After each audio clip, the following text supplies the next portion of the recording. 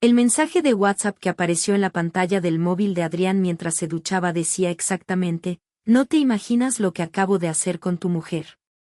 Lo habían enviado desde un número desconocido, sin foto de perfil, sin estado, sin nombre. Solo ese texto y, debajo, una fotografía que tardó unos segundos en cargarse y que cuando por fin se mostró en la pantalla le produjo un impacto físico, una contracción violenta del estómago que lo obligó a apoyarse en el lavabo para no caer al suelo. En la imagen se veía la espalda desnuda de una mujer sobre unas sábanas de color gris perla que Adrián reconoció inmediatamente porque las había comprado él mismo 3 semanas antes en una tienda del centro comercial. Eran sus sábanas, las sábanas de su cama, las sábanas donde dormía cada noche con Elena, su esposa desde hacía 11 años, la madre de sus 2 hijos, la mujer que en ese momento se suponía que estaba en casa de su hermana ayudándola con la mudanza. Adrián se quedó mirando la fotografía durante un tiempo que no supo medir, con el agua de la ducha golpeando sus hombros y resbalando por su espalda sin que él sintiera nada, completamente insensible a cualquier estímulo físico que no fuera la imagen que tenía delante de los ojos.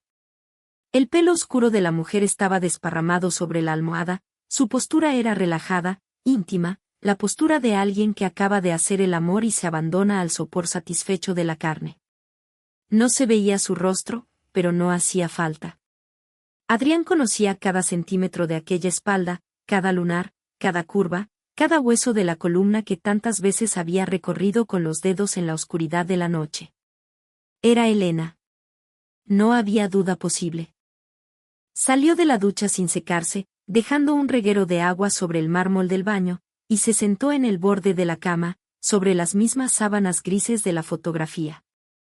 El teléfono seguía en su mano, y él seguía mirando la imagen como si esperara que de un momento a otro se desvaneciera, como si se tratara de una broma de mal gusto o de un error informático. Pero la fotografía no desaparecía. Al contrario, mientras la observaba fue descubriendo detalles que al principio se le habían escapado: la ropa de hombre tirada en el suelo junto a la cama, unos vaqueros y una camisa azul que desde luego no eran suyos, una botella de vino medio vacía sobre la mesilla de noche, 2 copas, el reflejo difuminado de una figura masculina en el espejo del armario. El desconocido que le había enviado el mensaje no solo se había acostado con su mujer en su propia cama, sino que además había tenido la sangre fría de fotografiarla desnuda y enviarle la prueba al marido con una frase de burla que era casi peor que la infidelidad misma. Adrián sintió que la rabia le subía por la garganta como una marea negra, una furia tan intensa que le nublaba la vista y le hacía temblar las manos. Pero al mismo tiempo, en algún rincón frío y lúcido de su cerebro, una voz le decía que no podía dejarse llevar por el impulso, que si actuaba en caliente cometería un error, que el hombre que le había enviado ese mensaje quería provocarlo y que caer en la provocación era exactamente lo que no debía hacer. Respiró hondo media docena de veces, inspirando por la nariz y expulsando el aire por la boca con la cadencia de quien ha hecho yoga durante años, hasta que sintió que el pulso se le normalizaba y la vista se le aclaraba. Luego, con una calma que le sorprendió incluso a él mismo, reenvió la imagen a su propio correo electrónico para tener una copia de seguridad, borró el mensaje original del WhatsApp y apagó el teléfono. Se vistió con ropa limpia, se peinó frente al espejo como si se preparara para una reunión de trabajo y se sirvió un vaso de agua en la cocina, que bebió a pequeños sorbos mientras pensaba en lo que iba a hacer a continuación. Lo más fácil, lo más instintivo, era llamar a Elena y gritarle, exigirle explicaciones, montar una escena de celos que probablemente terminaría con los dos diciendo cosas que no podrían retirar jamás. Pero Adrián no era hombre de reacciones instintivas. Era informático, especialista en ciberseguridad, y su mente funcionaba con la misma lógica secuencial de los programas que diseñaba: datos, análisis, conclusiones, acciones. Antes de enfrentarse a su mujer necesitaba saber quién era el hombre de la fotografía, cómo la había conocido, cuánto tiempo llevaba engañándolo, si había sido la primera vez o si llevaban meses viéndose a sus espaldas. Necesitaba información, toda la información posible, porque la información era poder y el poder era lo único que podía protegerlo de la humillación que acababa de sufrir. Esa misma tarde, en lugar de ir al gimnasio como hacía todos los miércoles, Adrián se encerró en el pequeño estudio que tenía en la parte trasera de la casa y encendió su ordenador principal, una máquina potente que utilizaba para trabajar y que ahora iba a servir para algo muy distinto. Empezó por rastrear el número de teléfono desde el que le habían enviado el mensaje. Utilizó un par de herramientas de acceso público y otras que había desarrollado él mismo para la empresa de seguridad donde trabajaba, y en menos de una hora tenía localizado el origen de la línea, un teléfono de prepago comprado en un locutorio del barrio de Lavapiés 2 días antes, pagado en efectivo y registrado con un nombre obviamente falso. El remitente no quería ser identificado, lo cual significaba que no era un loco ni un imprudente, sino alguien que sabía lo que hacía y que había planeado cuidadosamente el envío del mensaje.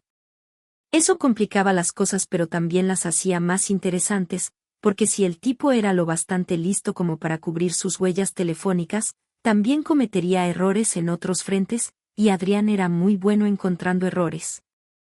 Su trabajo consistía precisamente en eso, en encontrar las grietas en los sistemas de seguridad, en detectar los puntos débiles que otros pasaban por alto, y llevaba 15 años haciéndolo con una eficacia que le había ganado el respeto de sus colegas y el sueldo generoso que ahora le permitía vivir en aquella casa con jardín y piscina que tanto le gustaba a Elena. El siguiente paso fue acceder al historial de ubicaciones del teléfono de su mujer. No era algo de lo que se sintiera orgulloso, pero en su profesión aprendías rápido que los escrúpulos morales eran un lujo que no siempre podías permitirte. Elena y él compartían un plan familiar de datos móviles, y Adrián conocía la contraseña de la cuenta porque era él quien se encargaba de pagar las facturas y gestionar las incidencias técnicas. Tardó menos de 5 minutos en entrar en el panel de control de la operadora y descargar el historial completo de geolocalización del número de Elena correspondiente a los últimos 6 meses. Lo que encontró al analizar los datos le heló la sangre mucho más que la fotografía de la espalda desnuda. Durante al menos los últimos 4 meses, el teléfono de su mujer había estado en lugares que no coincidían con las explicaciones que ella le daba sobre su paradero. Tardes en las que supuestamente estaba en el gimnasio aparecían registradas en un barrio residencial de las afueras. Fines de semana en los que le decía que visitaba a su madre mostraban una ruta que terminaba en un hotel discreto del centro. Noches en las que Adrián se quedaba trabajando hasta tarde y ella le decía que se acostaba temprano quedaban desmentidas por picos de actividad en el teléfono que se prolongaban hasta la madrugada y que se localizaban en direcciones que desde luego no eran la de su casa. El engaño no había sido un desliz puntual, una noche de borrachera o un momento de debilidad. Era una doble vida planificada y mantenida durante meses con una meticulosidad que habría resultado admirable si no fuera tan miserable. Adrián sintió que el suelo se abría bajo sus pies, que todo lo que había considerado sólido y seguro en su existencia se desmoronaba como un castillo de arena barrido por una ola gigantesca. Elena no solo le había sido infiel con otro hombre, sino que había tejido a su alrededor una red de mentiras tan densa y elaborada que resultaba imposible distinguir dónde terminaba la verdad y dónde empezaba la ficción. Recordó conversaciones enteras que ahora adquirían un significado siniestro, excusas que le habían parecido razonables y que en realidad eran tapaderas para sus encuentros con el amante, gestos de cariño que quizás eran solo la compensación de una culpabilidad que no se atrevía a confesar. Se sintió estúpido, ridículo, humillado. ¿Cómo era posible que un tipo que se ganaba la vida detectando mentiras y descubriendo vulnerabilidades no hubiera sido capaz de ver lo que estaba pasando delante de sus narices? La respuesta, lo sabía bien, era la misma que se daba a todos los maridos engañados del mundo, porque no quería verlo, porque el amor ciega, porque la confianza es un escudo que protege de la verdad pero que también impide verla cuando la tienes delante de los ojos. Cerró el ordenador y se quedó un rato sentado en la penumbra del estudio, con la única luz de la pantalla reflejándose en sus gafas. Los niños, Carla y Mateo, de 7 y 9 años, estaban en casa de los abuelos aquella semana, y de repente le pareció que su ausencia era lo único bueno que le había pasado en todo el día. No podría soportar tener que fingir delante de ellos, tener que sonreír y prepararles la cena y leerles un cuento antes de dormir mientras su mente no dejaba de repetir la imagen de la espalda desnuda de su madre sobre las sábanas grises. Elena llegaría en un par de horas, según le había dicho por la mañana, y Adrián se preguntó cómo iba a reaccionar cuando la viera, si sería capaz de controlar la rabia o si la furia acumulada estallaría en cuanto ella cruzara la puerta. Decidió que no le daría el gusto de verlo enfadado, que el enfado era una emoción de débiles y él no estaba dispuesto a mostrarse débil ante la mujer que lo había traicionado. Cuando Elena llegara, la recibiría con la misma sonrisa de siempre, le preguntaría qué tal la mudanza de su hermana y le ofrecería una copa de vino, el mismo vino que probablemente había bebido con su amante aquella misma tarde. Quería ver hasta dónde llegaba su capacidad de mentir, quería medir la profundidad de su hipocresía, quería que ella misma cavara su propia tumba con cada palabra falsa que saliera de su boca. Elena llegó a las 8:30, cargada con bolsas del supermercado y con una expresión de cansancio que a Adrián le pareció perfectamente ensayada. Le dio un beso en la mejilla, le preguntó qué tal el día, le contó una anécdota sobre la mudanza de su hermana que sonaba tan ensayada como su expresión de agotamiento. Adrián la escuchó con atención, asintiendo en los momentos adecuados, riendo sus gracias con una naturalidad que le sorprendió incluso a él mismo. Mientras ella guardaba la compra y preparaba la cena, él se quedó en el salón, bebiendo a sorbos pequeños el vino que ella había rechazado porque estaba demasiado cansada para beber, y se dedicó a observarla con la misma frialdad analítica con que examinaba un código sospechoso en busca de vulnerabilidades. La forma en que evitaba mirarlo directamente a los ojos, la manera en que se movía por la cocina con una energía nerviosa que no era la suya, el tono de voz ligeramente más agudo de lo normal, todos esos detalles que antes le habrían pasado desapercibidos ahora le resultaban evidentes como señales luminosas en la oscuridad. Elena estaba mintiendo, y él lo sabía, y lo peor de todo era que ella no sabía que él lo sabía, lo cual le otorgaba una ventaja táctica que no estaba dispuesto a desaprovechar. Durante la cena, Adrián introdujo un tema de conversación que había preparado cuidadosamente. Le preguntó a Elena si había notado algo raro en el teléfono últimamente, si había recibido llamadas extrañas o mensajes de números desconocidos. Le dijo que en el trabajo habían tenido un problema de seguridad con un cliente, un ataque de phishing bastante sofisticado, y que estaba haciendo una auditoría de los dispositivos de toda la familia por precaución. Elena palideció ligeramente, un cambio casi imperceptible en el tono de su piel que solo alguien que la conociera muy bien podría haber detectado. Le respondió que no había notado nada extraño, pero que si él quería revisar su teléfono no tenía ningún inconveniente. Lo dijo con una seguridad que a Adrián le resultó insultante, como si estuviera retándolo a que encontrara algo, como si confiara ciegamente en que había borrado todas las pruebas.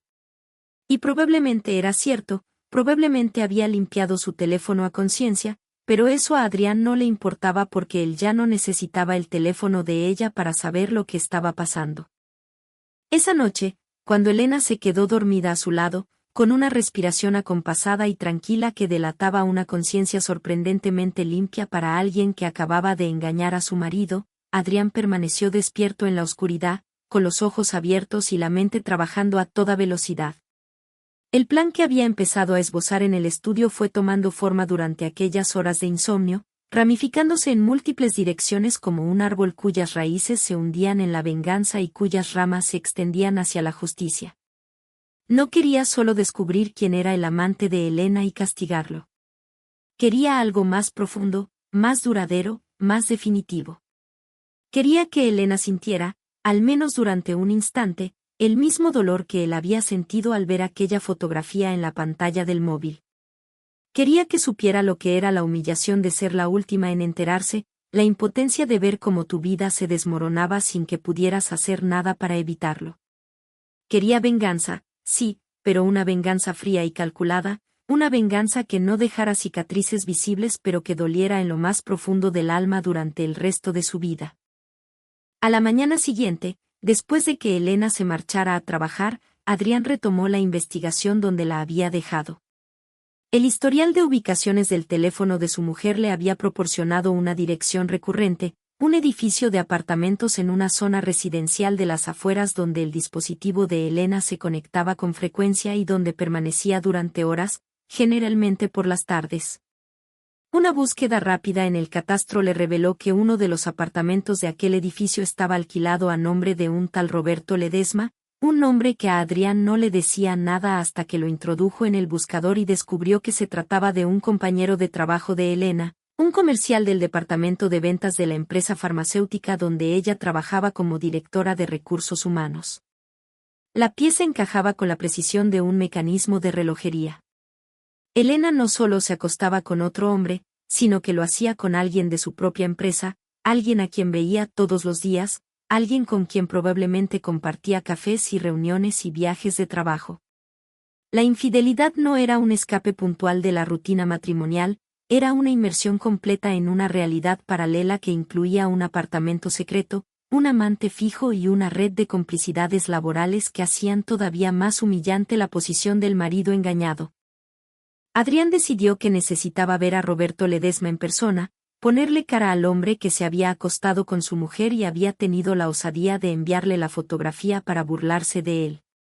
Esperó a que Elena le dijera que al día siguiente tenía una cena de trabajo, una de esas cenas que ahora sabía que probablemente eran mentira, y cuando ella se marchó de casa con su mejor vestido y su mejor sonrisa, él la siguió en su coche, manteniendo una distancia prudencial, utilizando técnicas de seguimiento que había aprendido en un curso de seguridad para ejecutivos. No fue difícil. Elena no sospechaba nada, no miraba por el retrovisor, no tomaba desvíos innecesarios. Conducía con la tranquilidad de quien se dirige a un lugar conocido, a una rutina placentera que ha repetido tantas veces que ya no le produce ansiedad ni culpabilidad.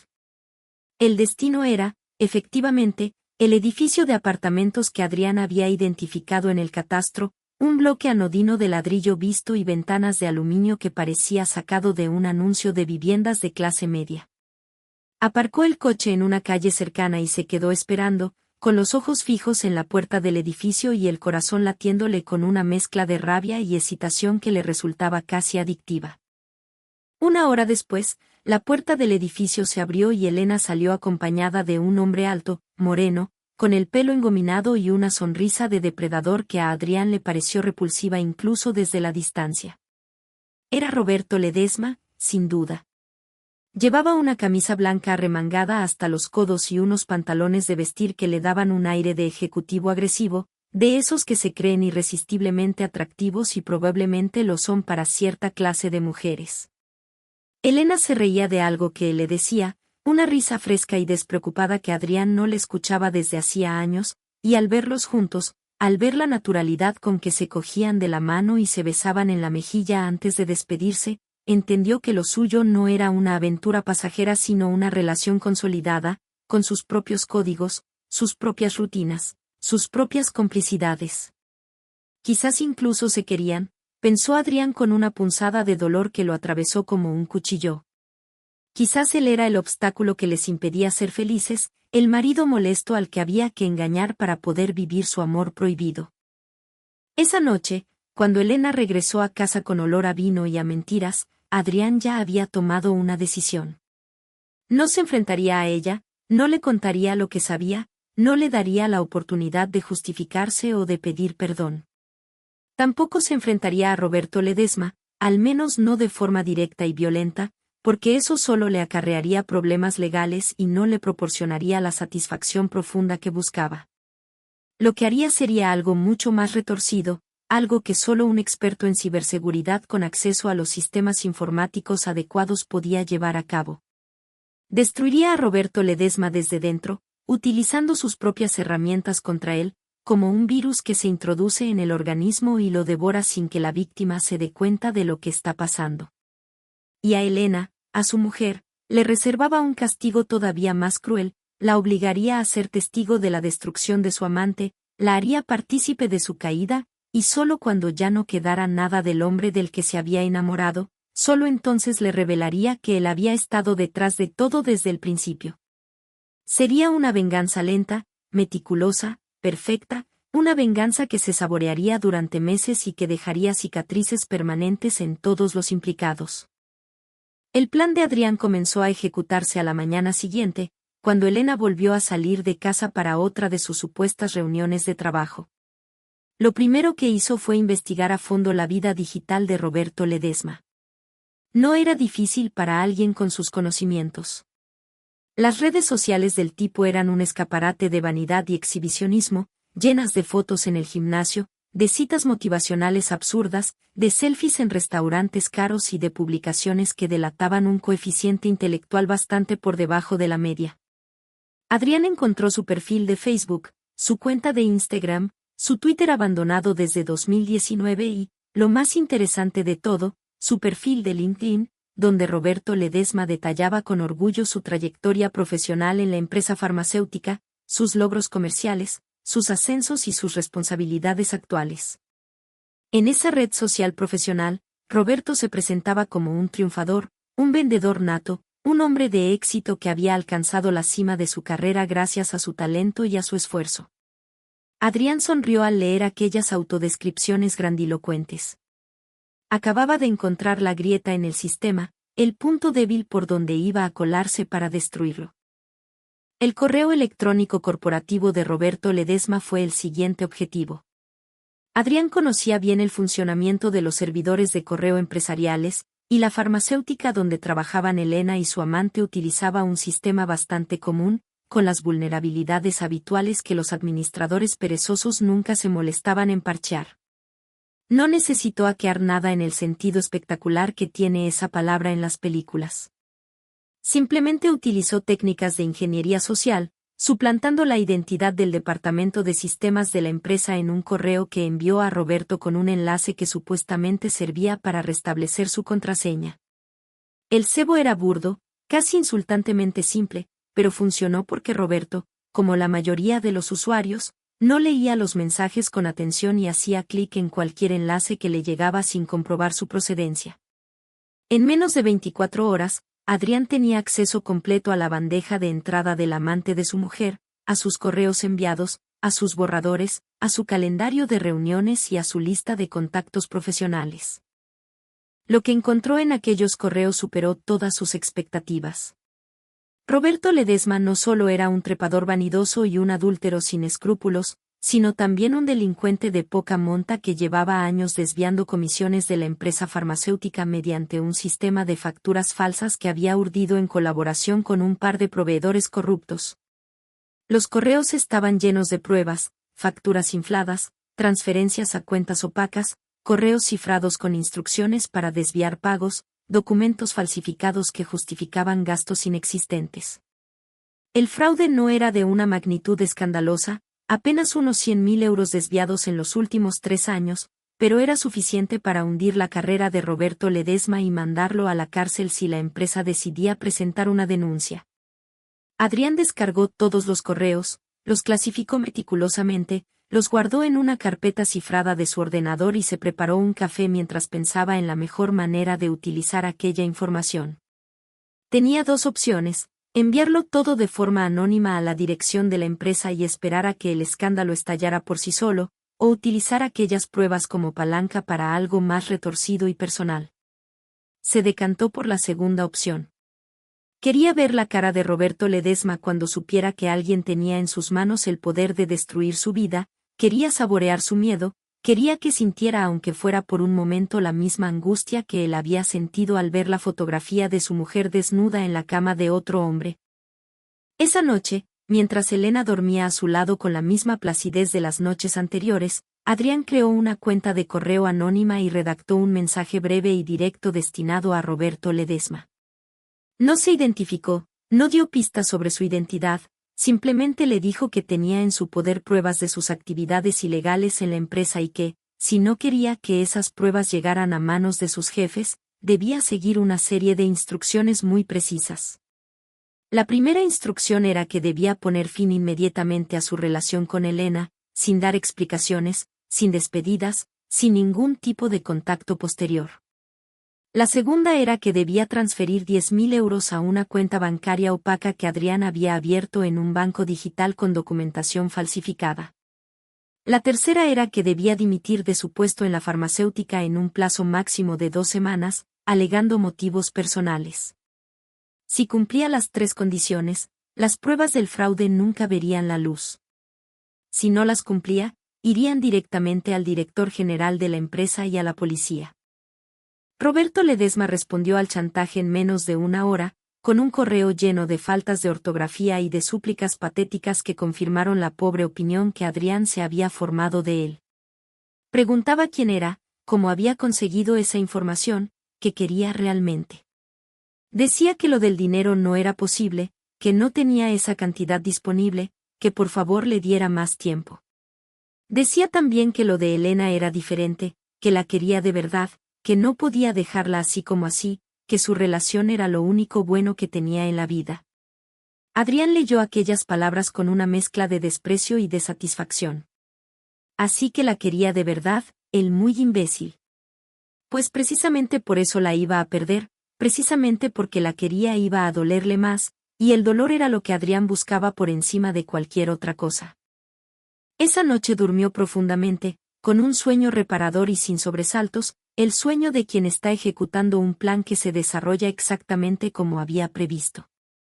A la mañana siguiente, Elena se marchó a trabajar con un beso en la mejilla y una sonrisa distraída, ajena por completo a la tormenta que se cernía sobre su amante y sobre su doble vida.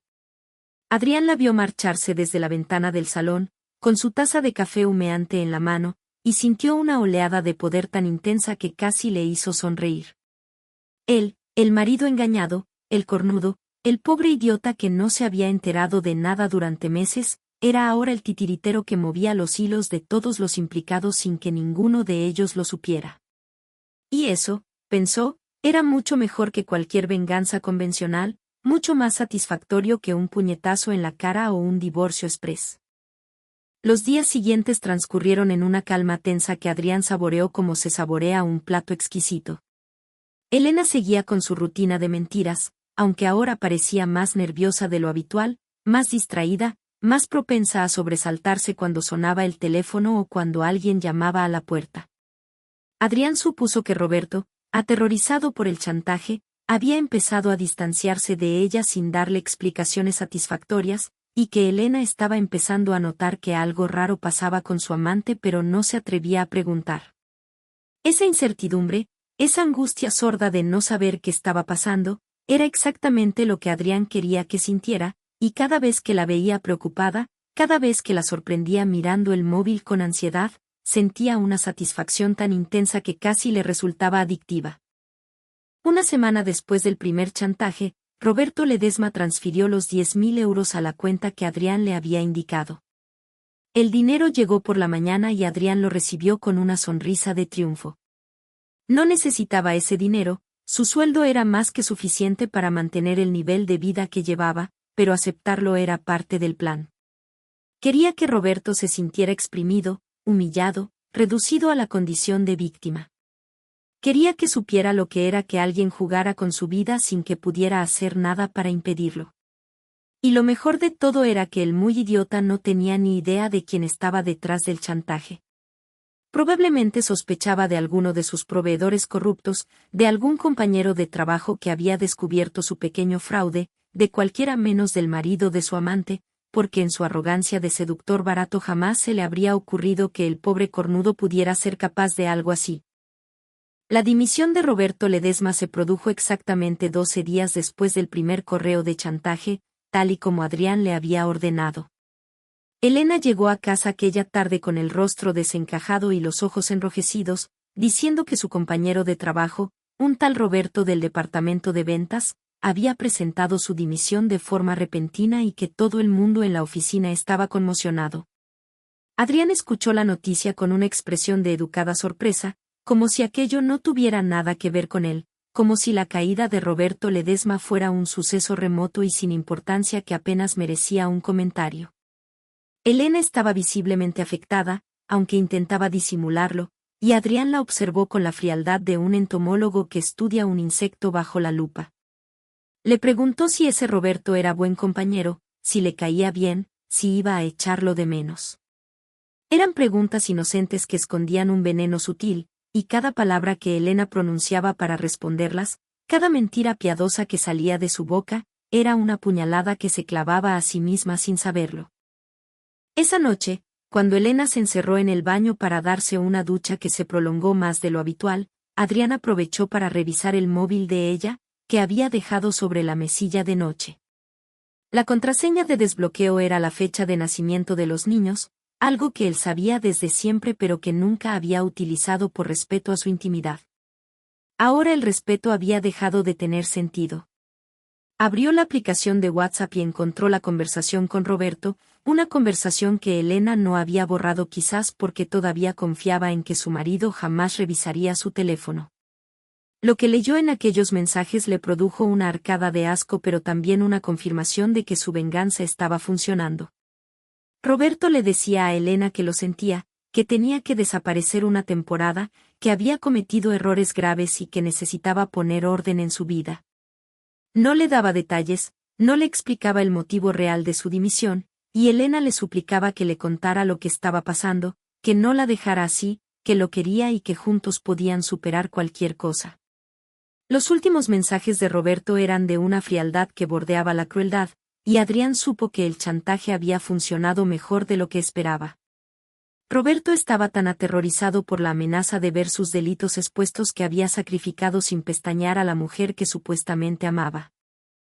Adrián dejó el teléfono exactamente donde lo había encontrado, con la pantalla bloqueada y la conversación de WhatsApp en el mismo punto en que Elena la había dejado.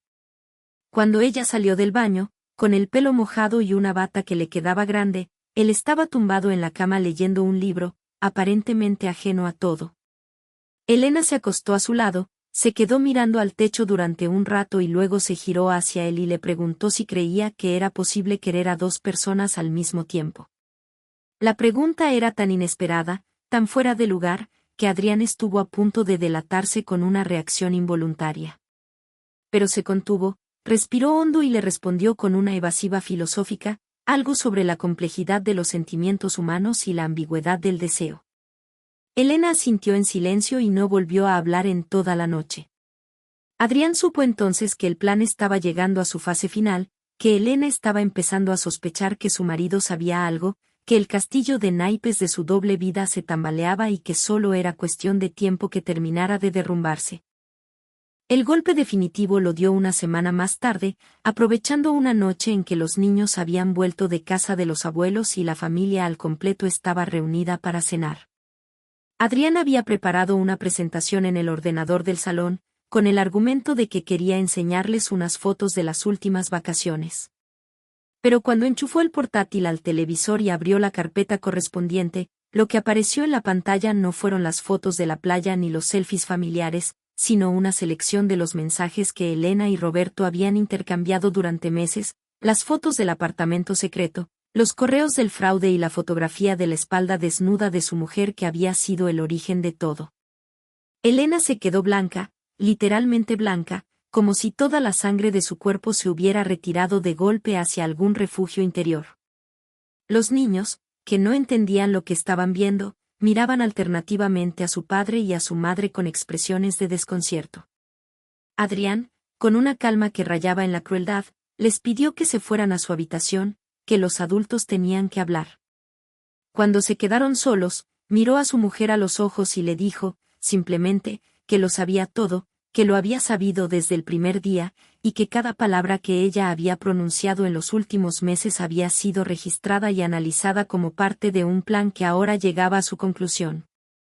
Elena rompió a llorar, un llanto feo y descontrolado que nada tenía que ver con la mujer segura y elegante que había sido hasta ese momento.